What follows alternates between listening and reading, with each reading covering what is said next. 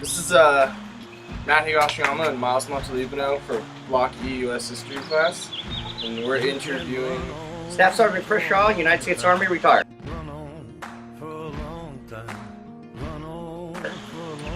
and today we're just go over basic information about military service.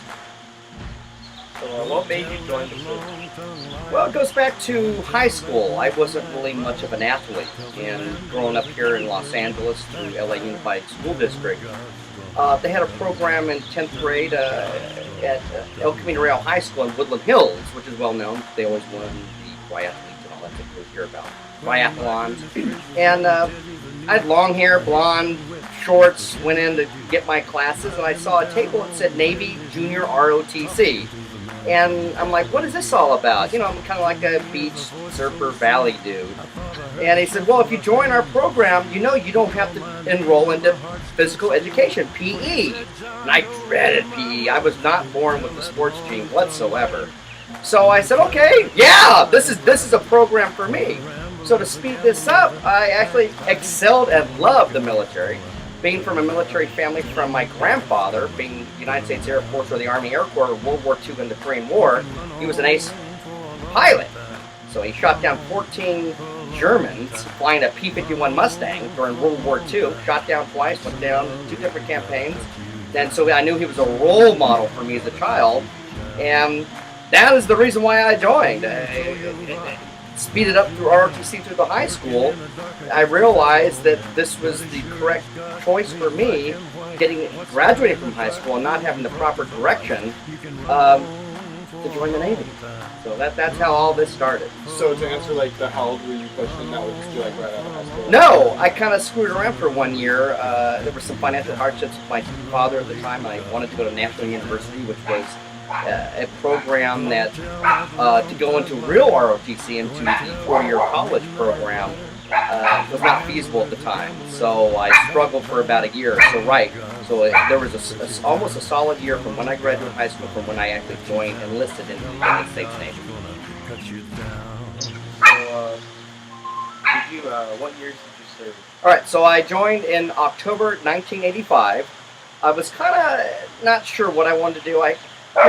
When you meet with a recruiter, you really need to know what you want to do. And I knew I wanted to be a Navy corpsman. And to go back a little bit, I wanted to join the United States Marine Corps. And the Marine Corps, at the time, I was disqualified because I had hay fever. Now, hay fever is you're allergic to plants and flowers. That was an automatic disqualification. Reason being, a soldier in the bushes, in the bush, right, with fellow infantrymen, you would start sneezing, so you were disqualified. So I said, well, the next best thing was to be a Navy corpsman because they work with the Marines. Actually, they don't have their own. Remember, the Marines are part of the United States Navy. So, speed this up. There were no more corpsman schools, and then I was kind of conned into being a door gunner on a Huey helicopter at a Naval Air Station Point Lagoon. So for the relatives in the service, you just were inspired by your grandfather? Absolutely. I mean, who could have been better? Because years after, he was a test pilot at Edwards Air Force Base for working for Rockwell North American. Now, we all know North American because they're part of the NASA space project, and we may have seen that great movie called The Right Stuff, and that was my grandfather. He knew all those guys. He didn't go up to the moon, but he worked for North American Rockwell, who, in turn, he knew all those guys, the Apollo missions, the Gemini projects. So, I mean, he was my role model, yes, as a child. So, out of that, like, when you first enlisted, as far as tours went, which one did you go into first, or if you went into multiple? Right, okay, multiple. So, yeah, the first time was obviously, I got a call. I remember now, I was active, reserve, in the United States Navy, and activated again, and that would have been... I'll tell you the day. I had an interesting situation. I went to something called SEER School, Survival, Evasion, Resistance, Escape School. And that's where pilots who are trained, in the event that you were down behind enemy lines, that you would be trained how to survive and then obviously to evade. The day I graduated was the day that Saddam Hussein invaded into Kuwait. And I was at the school. That was my graduation day from the school. And they said, all right, you guys need to go to your units. We're being mobilized. Look like we're going to war.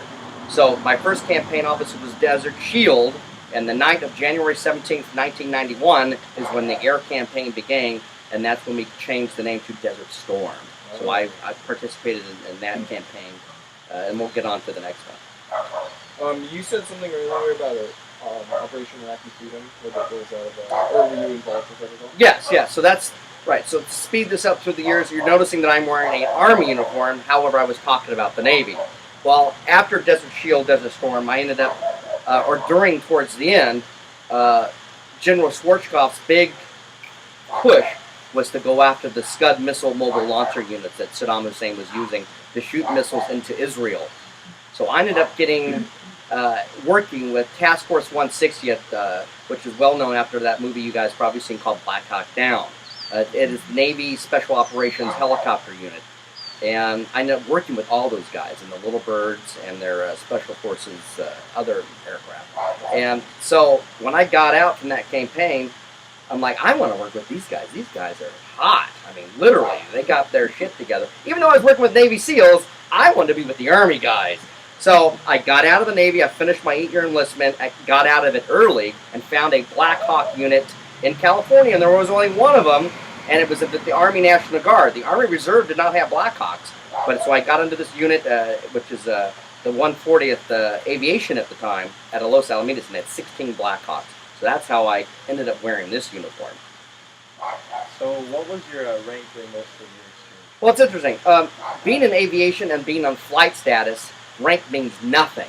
It is what you do, is your position that everyone strives for. I mean, I could be a cook or a personnel clerk and be a general, right? But who wants to do that job? Nobody does. You want to be flying in a Black Hawk helicopter. So the more people that want to do, that's more desirable, is going to have the competition is going to be really, really strong. So rank means nothing, and that's also true for the United States Air Force and most of the aviation spots for enlisted personnel. It's the spot that you're in that means everything, not rank. But yeah, so I was an E5 forever, which is in the Navy it was Petty Officer Second Class, and in the Army it's Sergeant. So the majority of my career in the military was E5. You elaborated a little bit earlier this morning on position in the helicopter itself. Yes. So what was it? Like the gunner and the pilot. Well, it depends. All right, so let's go to different services. So the United States Navy has a crew of 5. You got a pilot, co-pilot, rescue swimmer. And that's the guy you always see going over the water. He's known, AKA, as the frogman. He'll have his wetsuit. He's the one that actually, a wet swimmer, will jump out of the helicopter and save someone who's in the water.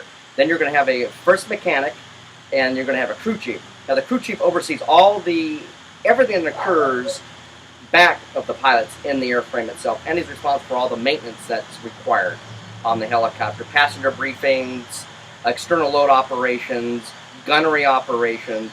So majority of my career in all 3 different helicopters was a crew chief, the guy who handles everything else. The pilots fly the aircraft, the crew chief is responsible for everything else. Almost like when you watch the Indy 500, when that Formula 1 pulls into the pits, you got a crew chief that's responsible for that aircraft. And that's kind of like majority of my everything, yes. So, in what parts of the world did you serve at? You know, I sat down yesterday because somebody sent me a Facebook link, and I sat down. I've been to 19 different countries, and I thank the military for that because I've seen a lot. I would have never been to South Korea. That was an interesting. That was Teen Spirit 1988 and 89. I was there. My goodness, of course, Kuwait, Saudi Arabia, Iraq. Qatar, Kurdistan. I mean, I would have never been to these countries, obviously, if it wasn't for the military or participating in some type of a military operation during peacetime and or war. When you actually went into battle, as far as like being crew chief, or helicopter air crewman. Did you understand like what part of the war was going on, like what the operation was about, or always following orders kind of thing? You know what I'm saying? Always. All right. We're going back to, is it recording? Yeah. Are we sure? I can see the green light. Guys, louder. Matt and Mike. Oh, okay. Louder? All right. Right. One thing about aviation is the cream of the crop. We are the cream of the crop, and the infantry guys are pissed off because they just didn't cut a high enough score to get to the position to be in aviation. We are the elite, and that's just the way it is. So we've got our stuff together. Passenger briefings is something you may see when you fly on commercial airport and TWA, American Airlines, whatever. For us, yeah, in-depth crew briefings, sometimes 3 hours in advance. And you would go into a room, we call it the Star Wars room, and everything was thorough. I mean, you'd sit down, and some of these briefings lasted for an hour and a half to 2 hours. And we do something called sand tables, where we would do major operations involving 25 helicopters, a C-130, F-18s flying over as for cover support.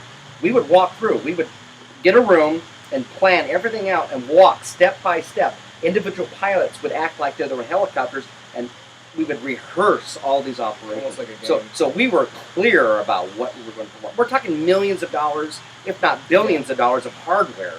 Taxpayer dollars flying these machines were just amazing. So no, everything was what we rehearsed, and we knew what we were doing. As far as like why you were fighting itself, you do understand? Like I understand that you knew what you were doing in the game. Right. So the first war being Desert Shield, Desert Storm. We knew that Saddam Hussein, who invaded Kuwait, was strictly based on financial reasons, oil, and he wanted power. And it was all about money. His country, Iraq, was struggling. So we knew that he was just an evil detective. I don't know. We just had to get in there. The guy was bad, right? But everyone knew it was about oil, right? I mean, that was. Or do we have to stop someone who's just crazy? And if you invade one, they're going to go the other. And we all know World War II, Adolf Hitler, he did not stop. He kept going. So we knew that reason. Being Operation Iraqi Freedom, is a whole other story, and history will tell the reasons why.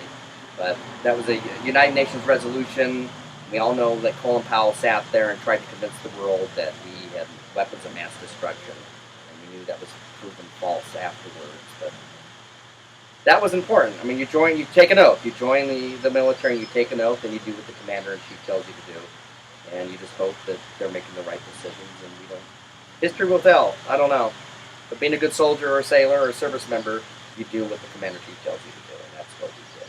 We don't question it. So, what was your probably the most memorable moment during the Well, there's many every day.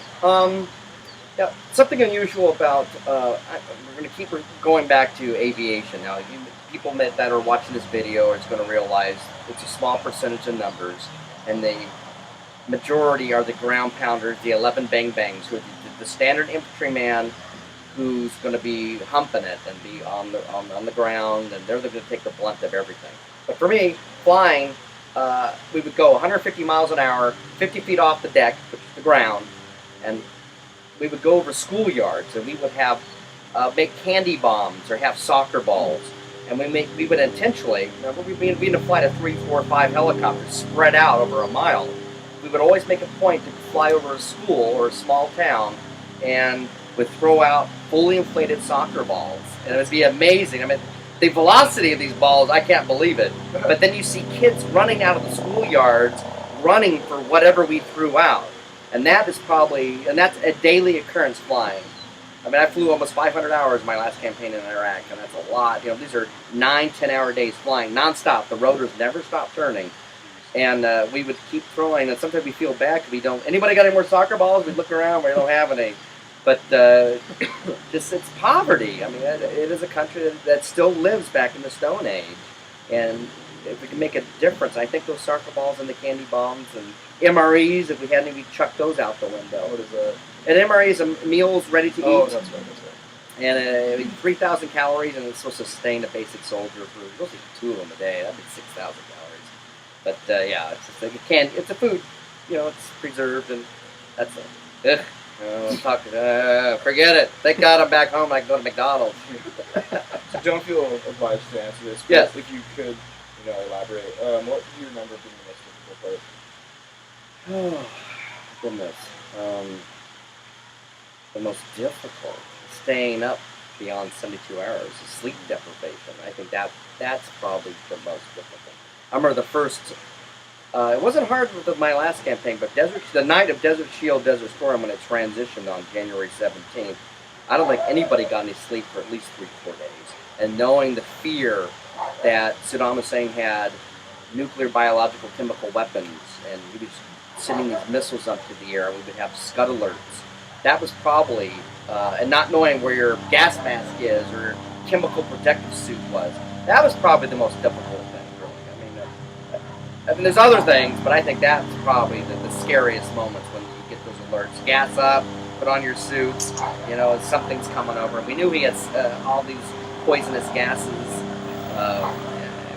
That's probably the most difficult. What is? That's a mobile missile launch system. It was a large truck, about 100 feet long. This is the Bell 412, and that's Department of Water and Power. And that's their security helicopters, and they actually patrol all our reservoirs, make sure there's no terrorists putting chemicals in our water. Right. Did you guys know that? No idea. I just know it was a helicopter. Was it a police helicopter? No, that's a no. So how did you feel about officers and leadership that you experienced? Did you leadership? My last tour, the command sergeant major was relieved of command prior to going to war due to incompetence. Our female battalion commander was relieved 4 months while in theater due to incompetence. So that is a hot topic, and it still is today. But the replacement was fine, thank God. But times in war, I mentioned I was in the Army National Guard, and I guess that was pretty standard. Army National Guard was our role in the United States, along with Puerto Rico and Guam, is for state security in the event of natural disasters and times of need. But however, we're now part of the total force protection now, and that we've been integrated to work side by side with active duty forces in the United States Army and ruled abroad. So I think once this war, we declared, President Bush back then declared war on terrorism, I think we had to work side by side because we were there constantly and we had to transition with the active duty troops. So I heard it was a standard protocol anyway for our battalion, our senior leaders to get replaced due to just the way it is. Maybe they can't be up to speed. But the overall confidence in the aviation communities for individual unit level commanders, I think was great. I think that was, keep in mind, most of our, I'm speaking aviation because a lot of you guys aren't going to understand, that a lot of our senior pilots are captains flying for American Airlines, flying 747s at LAX going to Maui and back. So these guys have a lot of money and they have their stuff together. I can't speak for the aviation or the infantry, the other type of units, quartermaster units. But I'm just, thank God. If I have anything to tell you guys are watching this video, thinking about joining the military, choose your destiny and your future wisely. I chose aviation because I knew that was full of people that had the right stuff. But you have to score. There's an aptitude test that you have to take between GMs. So if you guys are thinking about maybe, all I can say, you guys take math and study hard. Luckily, I had I don't know. I thought I was terrible in math, but I guess I did well on this test scores. So you're just saying, like, know your destination? Yeah. Don't hang out and drink beers and smoke cigarettes and hang out with your buddies and be stupid. Think about what you want to do, because as time went on for me, I don't know. My father had a lot of money. I didn't go that route. I felt like I had a sense of duty and I wanted to serve my country. And it was never about the money. It was about being with the right people, these guys that are flying and knew the know-how to be in these machines. So just more for the experience. Absolutely. As far as like preventing boredom or like anything like that, and just maintaining sanity, like what did you guys do for entertainment? Okay, so my last tour in Iraq, I was in theater. Remember, the tours were 12 months, just like it was during the Vietnam War. For boredom, well, like I said, here we go again. I'm going to say this again. That we had somebody who had the know-how, that we had our own satellite dish, and we had our own internet network system. So yeah, if it wasn't for the internet, having our own, what do you guys use, Skype or this other telephonic, a lot of guys that didn't have that capability would be shit out of luck, literally, or would have to stand in lines for hours. I remember during the first war, to make a 15-minute phone call, I'd have to stand in line for 2 to 3 hours.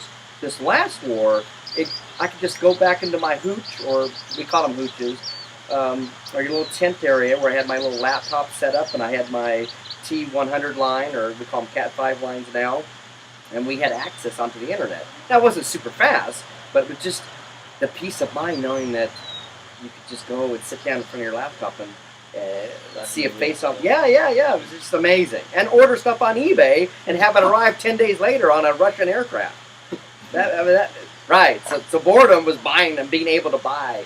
Of course, physical training, and I did run a lot. And you may not see it now, but I was running a lot there every day after work. What else is there to do? I mean... So how was the morale? Morale. We're in a war zone, right? I mean, we have RPGs coming over every night.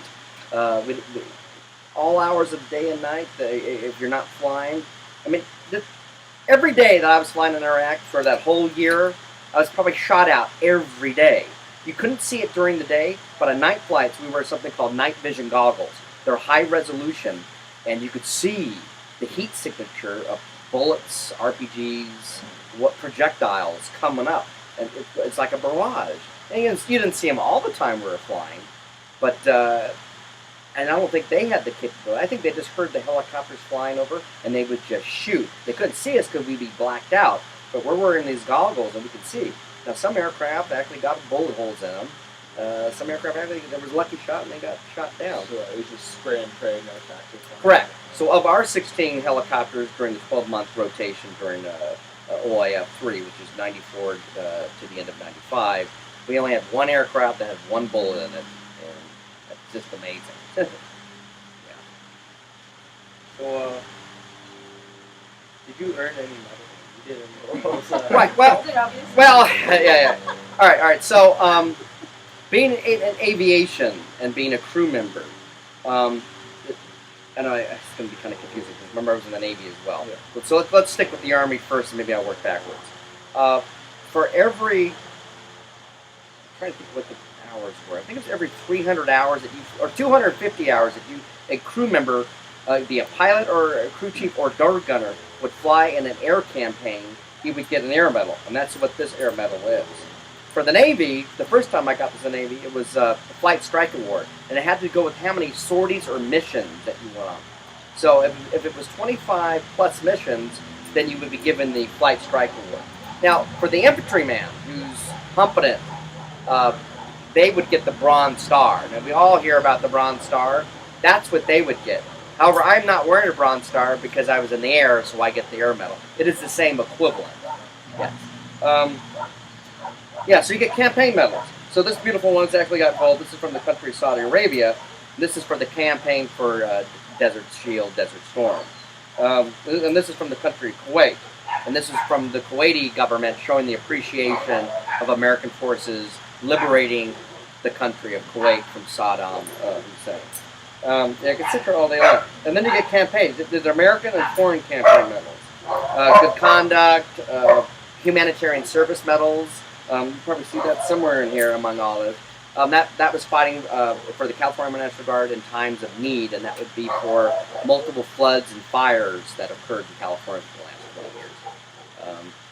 Yeah, it's kind of crazy, huh? As far as I need my back worked on with my chiropractor. as far as the chevrons works. Right. All right. So there's a history of the chevrons.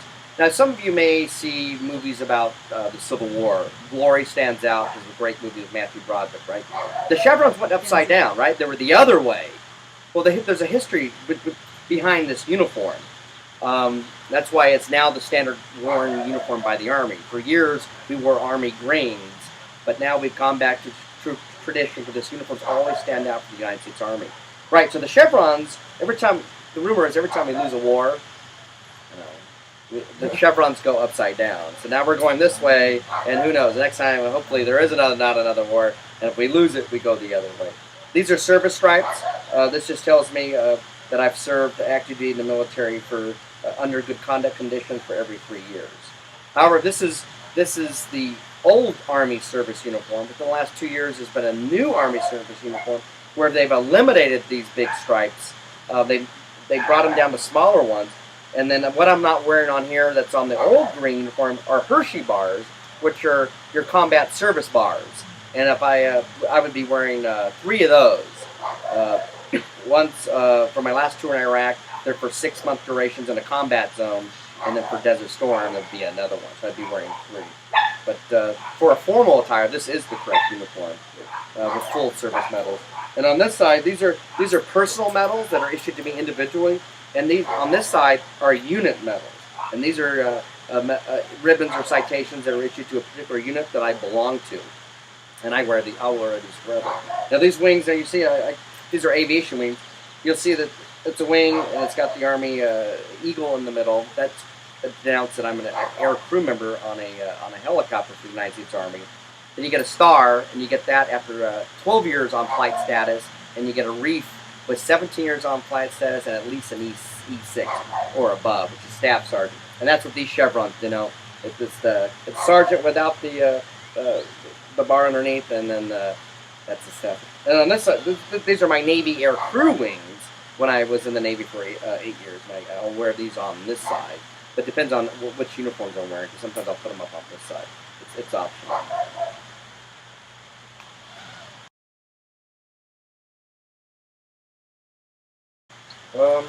Anything you'd like to go over, like that present day affects you at all?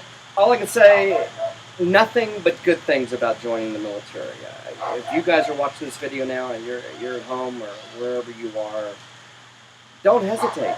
And if you're 18 years old and you're sitting there and you don't have a driver's license and you're still sleeping with mommy and daddy at their house, it's time to get out and join the military. Do something with your life. Get out and make your family proud.